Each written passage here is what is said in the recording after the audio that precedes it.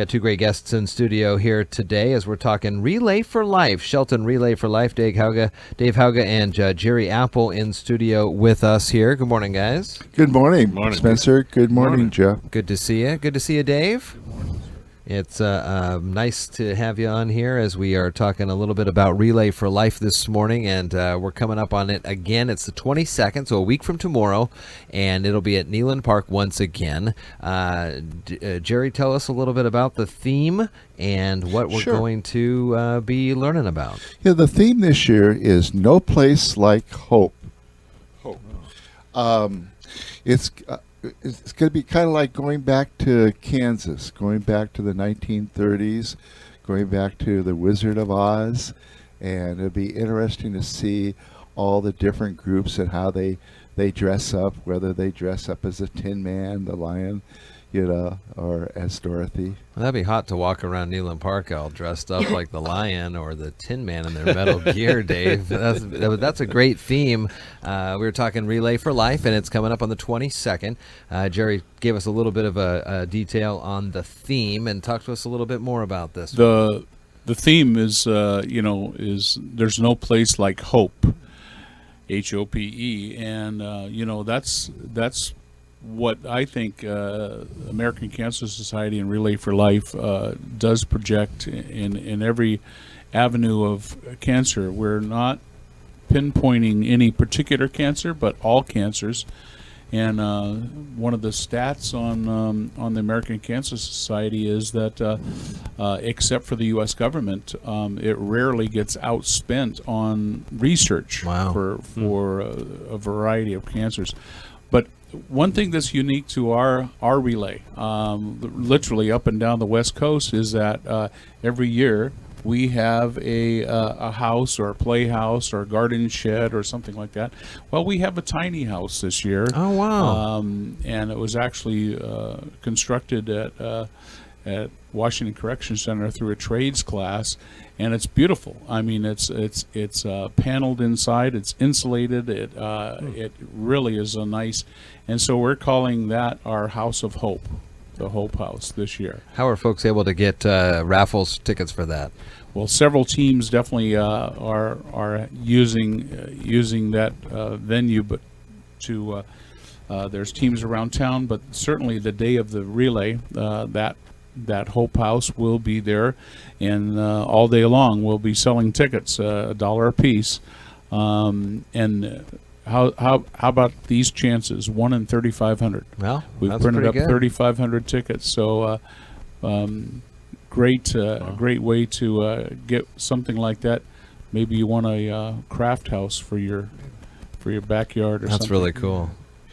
And the drawing is going to be at 7 o'clock on the 22nd. We're moving the drawing back about 4 or 5 hours to give more people a chance to buy some tickets. So, do they have to be present or not? You do not have to be present. Yep. As long as we got that phone number to give you a call, and that'll be put on the ticket. Okay. What else is going on throughout the day? Lots of live music. We got the Randy Band starting at noon. Just a great classic rock and roll band that brings their energy to it. And then we've got not only that, we have a country group following the Randy Band called the Half Hitched Band. Okay. And then we've got the Roughin' It Band, and then we've even got Darrell White and the Shelton Strummers, who are a ukulele band. They were there last year. Really fun. I'm a musician myself, and I'm thinking a ukulele band. I don't think I've ever seen a ukulele band. But they came on and they stole the stage. That's pretty great. They're going every place to play. They play at Olympia, and they play out at Alderbrook. They're a great group. Yes. This has been a change the last couple of years to be at Kneeland Park, and it's a 12-hour event that seems to lend itself a little better to participation, not only from the teams, but also getting the community involved. Yeah, it does. And what's nice is you get to... There's probably going to be about 15 different teams, maybe more. But what happens is you get a chance everybody's so much closer together, and it just allows for more of a family event where you get a chance to go around and visit each of the different groups and enter some different raffles, and they'll have those drawings usually around 6-7 o'clock at night. But it just makes it a closer, more friendly event. Doesn't seem so spread out. I like the lighting down there is good. There's a lot of things down there for children during the day. There's even an area where you can bring your dogs. Yeah. Not in the actual event No, itself. but just outside the park there, the off-leash dog area. And so it makes it a really a family event. And matter of fact, speaking of family events, there's going to be children's activities. And of course, we're going to start off with the Survivors Lap, and they're going to have a breakfast at 10, and the Survivors Lap is 11. Boy, I tell you, that is really emotional. And I got to put a plug in for the Squaxin Island Tribe. We went out there to their Survivor Caregivers Dinner, and what a beautiful, beautiful facility. And everybody that went out there just enjoyed the food and the camaraderie. It was very well done, and that was back in May. You're wearing the 2015 shirt 4 years ago, but you guys have been involved with this for many, many years. Yes, we have. 20 years. 20 years since its inception. Mason County did not have a Relay for Life, and we found through family and friends that there was an availability, so to speak, over in Thurston County, and then we approached the ACS and said, why don't we have one in Mason County? And they said, well, here's what we're looking for and what you can do, and we stepped into it, and it's just been fantastic. These relays are powerful, but also at the same time kind of something that you didn't necessarily want to last 20 years. You know what I'm saying? Would have hoped for some more advancements in research and things like that, but this is what these fundraisers are for, isn't that right? And there's so much fun at this activity. I mean, the food is great. We've got about 4 different vendors, like Vern's Kitchen, Tasty Treats. We got a popcorn lady there. It's just amazing. Domino's. There's a lot of food, but the thing too, around 6 o'clock after the last band, we're going to be doing a dance contest, and we're also going to be doing karaoke.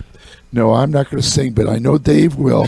He's got a great voice, him and his wife, and they do an outstanding job. They're going to bring back the cancer jingle, and so there's a lot of fun things.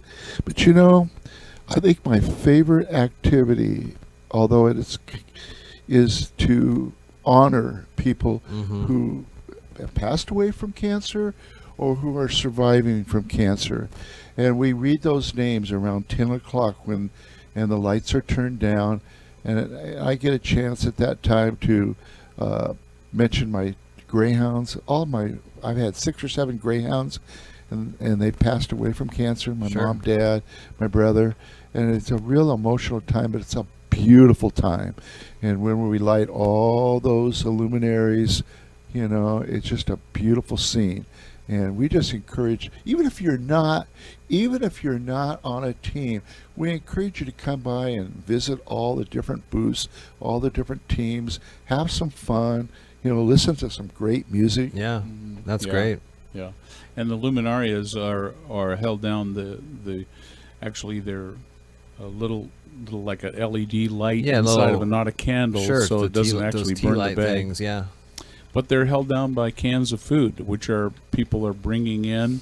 There is some help from some commercial places helping us with that, but a lot of the individuals, a lot of the team members, a lot of the people that are coming by can put a name like Jerry's talking about of a loved one on the bag, and we place that in the walking area around the track area. That really is most people don't know that there is actually a way to loop through Kneeland Park on a cement track, and around we go, and so we just have great fun, but it is it's a beautiful time, as Jerry said, and a time to remember and reflect, because that's why we're doing this.